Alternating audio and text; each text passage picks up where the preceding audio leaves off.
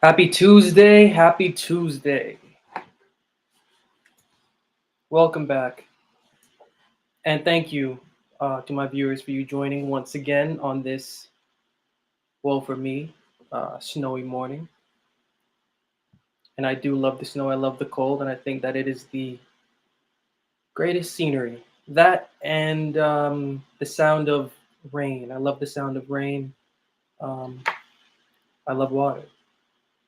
Just beautiful to see, go to the beach and just watch the ocean, and beautiful to listen to. So thank you for joining me once again. And I'm going to kick off this morning um, reading a quote and from my channel, a video that I uploaded from, I think it was my most recent, Paul's Christ and the Virtuous Sufferer. And this is from Lisa Young. So I was just going to read a portion of it. But when I first read it, amazing. So I think I'm just going to read the entire part of it. And I'm just going to go as quickly as I can, yet stay, right around the places where I need to stay right in my tone. So she writes, I believe Paul brought his thoughts to the modern world. He was looking at the bigger picture. He was moving with the times while the Jewish religion wasn't. It makes you question whether or not he was right to do so because every society valuing intelligence, art, I believe that should be intelligence, art, romance, culture, unity, liberty, they all endorse creativity as being the innovative way guiding them into the future. But Paul's innovation clearly erased and caused division within a group of people. It makes me wonder where we draw the line at innovation. When is enough enough? Paul is clearly not doing things right. He's putting things into the Jewish religion that shouldn't be there. But if you abide by the theme of creative innovation, he isn't wrong. Is there like a moral line to draw when it comes to innovation, especially in the realm of religion or philosophy? So as soon as I read that, my response was, sheesh, that is ridiculous because I didn't even think about that. I don't even think about that as I'm studying these things. I don't think about that as I'm thinking about any of this. I don't even think about that as I'm thinking about this. I'm reading it. It's this is pretty interesting. Is there a fine line between what is and isn't innovation when it comes to the Bible and when it comes to philosophy? And what it immediately reminds me of are the different quotes in the Bible that talk about landmark. So the one that removes landmarks is cursed according to the Bible in the book of Deuteronomy. In the book of Jeremiah, there is advice to keep the standard and remain in the old ways because it is there and therein where your soul shall find refreshing. So what Paul is doing in an innovative way for the modern age, which he absolutely is, he's um, he's bringing the modern approach to the Bible, which at this point in time is a Greek approach and has been translated into a Greek Bible, and he's taking the school of thought from Jewish Greek philosophy, which is Hellenistic Judaism, and he's combining it with the already existing movement of the day, the already existing Jesus movement. And he's seeing within Hellenistic Judaism a fulfillment within that movement, and he's seeing a fulfillment within that Jesus movement that is already established in Hellenistic Judaism, and he's taking the two and he's combining them. And also another individual commented, I can't remember who that was, but they said, have to remember that Paul is also a Pharisee, and the Pharisees' foundations are based in Stoicism, and which we know, and I know that from the works of Josephus.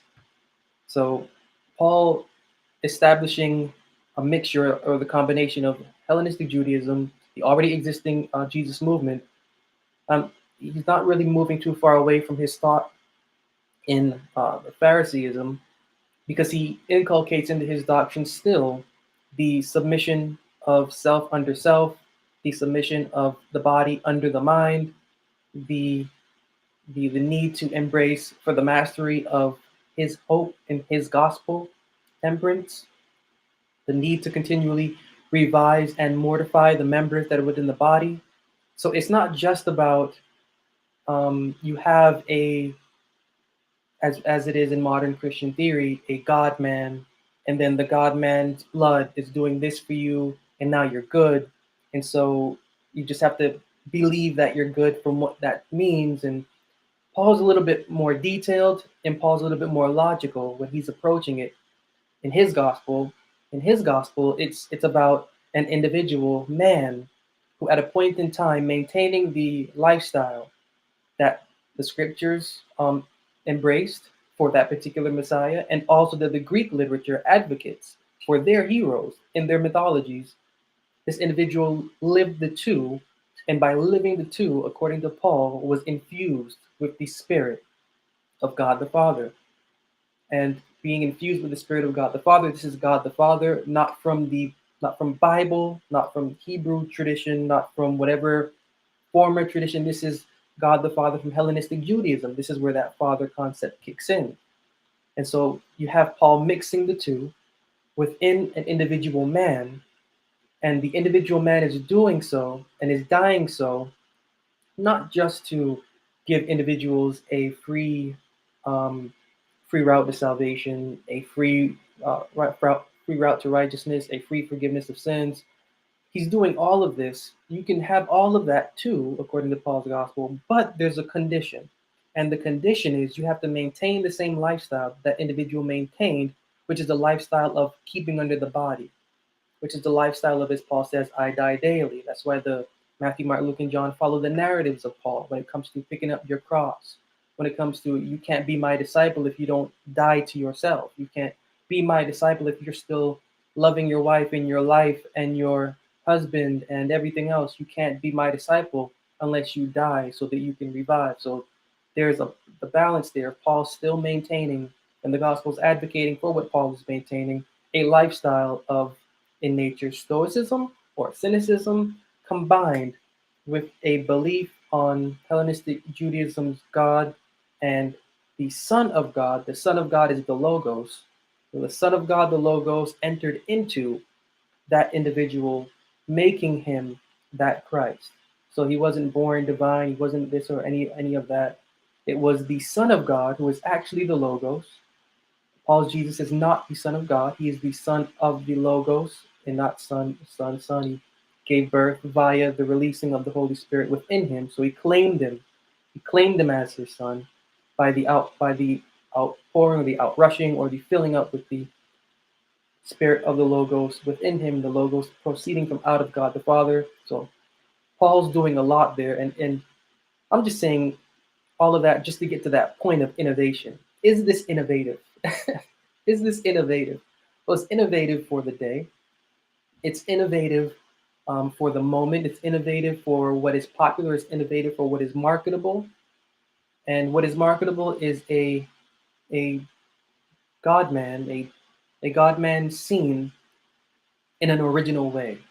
So you have God men in Greek mythology and in Roman mythology, but you never have a God man that starts out as a human and is alive and infused with something divine while he is a man, and then serving not for himself as other men, God men do, but serving for humanity in what he's doing and what his death is supposed to represent. So you have Paul is taking the narrative of the scriptures, and he's adding Greek mythology to it. He's adding Hellenistic Judaism to it.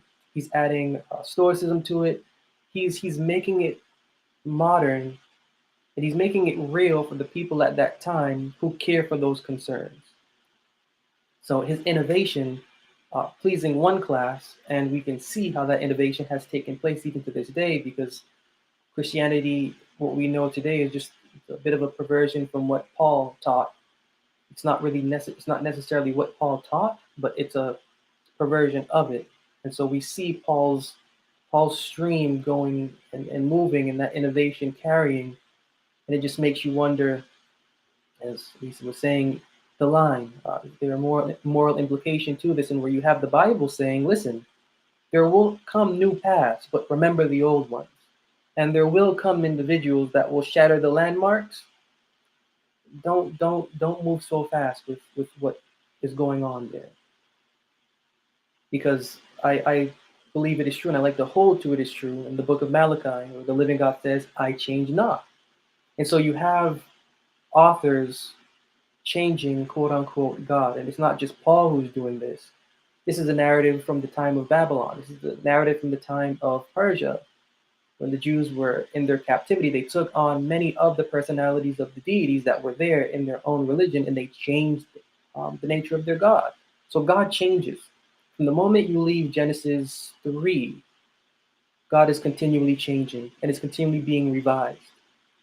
For the most purest understanding of what the devotional character of the living God is always going to be found in Genesis 1 and 2. And so, you know what, that actually leads me to what I wanted to actually talk about from what I last spoke about last week, which was a fortunate vision, allowing your conversation, the devotional conversation, to go through what it needs to go through in order for it to have the opportunity to embrace a vision for its own self. And so you talk about, is Paul's innovation decent, and is there a line to be drawn? And the the lesson in the book of Genesis chapter 3 concerning the tree, concerning um, the pear, is that correction or learning or devotional education or devotional discipline, it doesn't happen by truth first. It doesn't happen by truth first. Correction comes from error. So why was there no correction? Why was there error allowed into the garden? I'm keeping this on a surface level, not going to dig into that. Keeping it surface. Why was there fraudulence? Why was fraudulence allowed? And even when fraudulence was understood to be false, why did not the God of Eden, sorry, not Eden, because the garden was a section of Eden, so it wasn't necessarily the God of Eden, it was the God of the garden. So why did the God of the garden, instead of hedging around the way of the tree of life, and us not understanding what happened to that accursed tree, was it also hedged in? Was it destroyed? Did it continue to live? Why was there nothing more said or done on that part? Why did things just move on? And it's one of those corrections. Correction only takes place through conflict. Growth only takes place through conflict. And going back to a post I made yesterday is on gratitude. Gratitude only taking place through conflict, through depression, through reflection, through loss, through confusion. It's only through these things that our mental capacities are challenged, and only through these things that our mental capacities can be acknowledged by us as actually being a capacity. And so correction there, we can't really expect anything, because God, there's no God here to correct us. There's no place you can go to where God is there, and you can walk in and be like, listen, God, I did this. What can I do? That's not how things work here. Um, Correction by what is invisible, correction by what is only mind, can only take place by the essence of the framework of where that is. So if mind only exists, and if we can only acknowledge the living God as being mind, not physical, John 4:24 again, if we're going to keep that true, I believe John 24:39, a spirit doesn't have flesh and blood. John 4:24, God is a spirit. We're going to believe the Bible to be true. Or we have to handle the Bible and its experience in a way that is true to what it is saying. And so we can't really go anywhere because there is no God to say, listen, sit down with me. I need to hug you. We can only do that emotionally. And doing that emotionally takes us away from the point, which is mental recuperation for the reestablishment of our emotions to where we're not wishing to hug or envisioning to hug an entity, but we are practically comforted by words. And so this is what in the book of Isaiah, I am he that comforteth you. I will send the Spirit from my Father that will comfort you. The Comforter will teach you all things. So associated to comfort, always in the Bible, in the Corinthians, Isaiah, John, throughout, is learning. And so we can only learn, or we can only receive the kind of comfort that the living God can give by error. And so the innovation that Paul, pushed, no doubt, no doubt that innovation is or was erroneous, and the path that it leads, it deviates. It deviates from the philosophy that is actually within the Bible. That's not how the Bible handles the Messiah. That's not how the Bible handles what is termed spirit. It's not how the Bible handles the living God's devotional character. And so I'm saying all of this because not we physically, we mentally, devotionally are conceived within the religious world. And the religious world is following a pattern that removes the right or the old paths from the conversation's conscience. It's just not known when we enter into our traditional denominational theories. We don't know it. Nevertheless, if our conversation is as genuine as it should be, and if our heart is as aching as it needs to be in order for the Creator to work, our faith will speak. Our faith will harass us. And it will come to a point where we're going to say, this isn't real, or it's going to come to a point where we're going to say, this isn't real, but I need to do something about it. And so that journey begins. And when that journey begins, that's where we go back and we actually learn the old paths from the errors that we have. So the Bible isn't about erasing experience, past experience. We need past experience to correct this on present experience or the possibility of having a capable vision of the future. And so as I was thinking about, what I said last week and where our dialogue or conversation went, it went to this from Lisa. And then it went from there to, how do you get to that point of where innovation just takes off? And if innovation has its line, and innovation does have its line, and you can see that sometimes innovation is a curse. But you can only see that innovation is a curse if willing, as I've said times prior on these morning meetings, embrace voidness. Still a word. I don't even know if that's a real word. I'm still rolling with it. Embrace voidness. Embrace voidness, because that's the only place the living God can create. In void. And in void and when voiding. And so voiding, as Paul says in the book of Ephesians, putting off the former conversation, the old man, old man meaning old mind meaning old mind of devotion, and being renewed in the spirit of your mind. And then putting on the new mind. Paul says the new man, but the new manner of devotion. So there's an exchanging here. Paul isn't, and this isn't just Paul, this is throughout the Bible, creating me a clean heart and renew a right spirit within me. These things won't be in this book, and this wouldn't be counsel if our devotional conversation was initially right. If our devotional conversation was initially right, it would be a different story. It would be renewed in the spirit of your mind, and that would be it. But there's something fraudulent with our conversation when it is born. The Bible knows this. We don't know this because we don't know old landmarks. We don't know the old paths of the scriptures. We don't know the foundation of Shem. Forget Abraham. Abraham was given circumcision. I'm not saying forget. I'm being sarcastic. Abraham was given circumcision, and circumcision historically is a foundational rite of the Egyptian religion. So before circumcision, before Abraham, there existed Shem.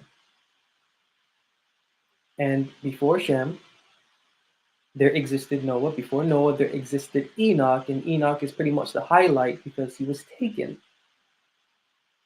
He was taken. And if you put that into right context, it wasn't he literally, it was he, as I'm saying, and as Paul is saying, his conversation.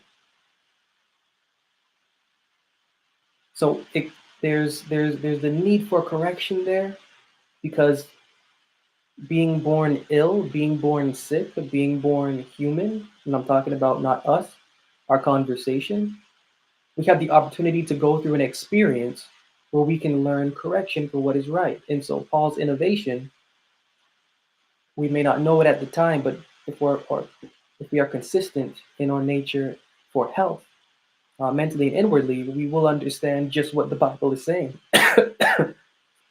And understanding what the Bible is saying, we will learn those old landmarks that are so necessary and so crucial for our not simply devotional growth and development, but human growth and development. And this is what the Bible terms as saving, quote unquote, saving, quote unquote, salvation, quote unquote, deliverance. The salvation of the scriptures, the deliverance of the scriptures is the deliverance of the conversation. And the deliverance of the conversation does not take place while truth exists around it. Error has to exist first and foremost. And once we take that trip to error, what is within us is always going to cry out and is always going to call. We have the responsibility to either acknowledge it or ignore it. Majority seem to ignore it. Minorities seem to acknowledge. And due to fear, sometimes acknowledgement doesn't go past acknowledgement. And due to fear, sometimes not acknowledging just doesn't go past not acknowledging. But the correction given from innovation, and this is key because innovation, there's innovation within the scripture from generation to generation, and with each act, you get further and further from the initial or the core philosophy that is within the scriptures. So it's not just Paul that's doing this, as I've said, it's been going on, but depending on our experience, depending on our willingness to let words comfort and to struggle over words, and then going back to gratitude, being grateful for where our learning is at that point in time so that we can receive more because that's how that goes. The more genuine we approach the scriptures, the more the living God's eye will see, and there is an eye of the living God watching. Our mind will receive an entrance into what is called rest.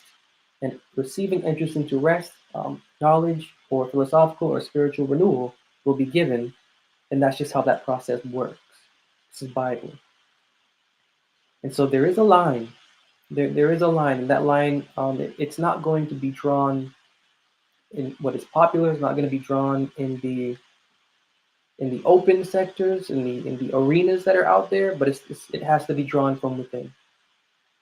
And once drawn from within, well, then we can take that next step. We can let those words do what they're supposed to do, and we can flow in the way that it's supposed to flow. And brilliant, again, brilliant thoughts, brilliant questions. Funneling down to the fact that we need correction from error.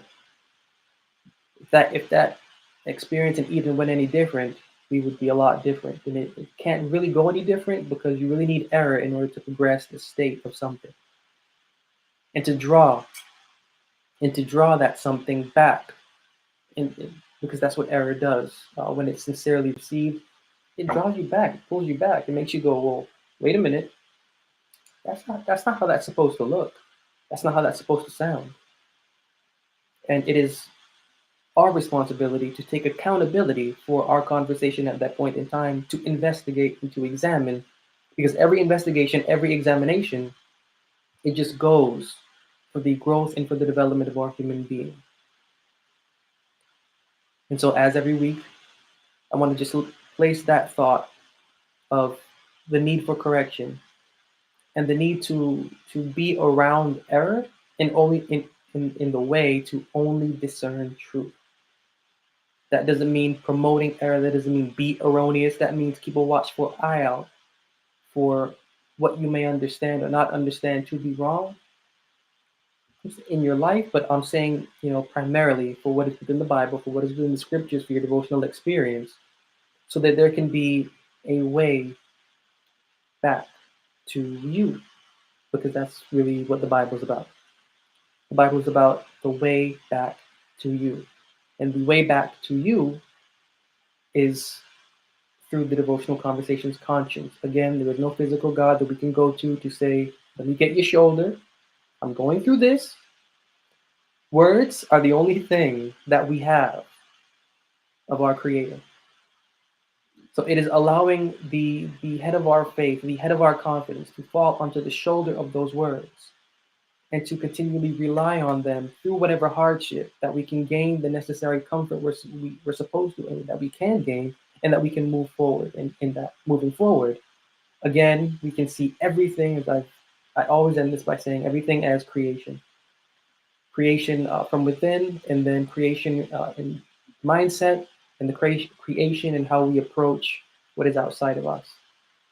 So with that one thought, keep that in mind, in sure mind, and maintain your week being edified and in health within, and also sharing from that wisdom gained to everyone around and to everything around. Take care for now.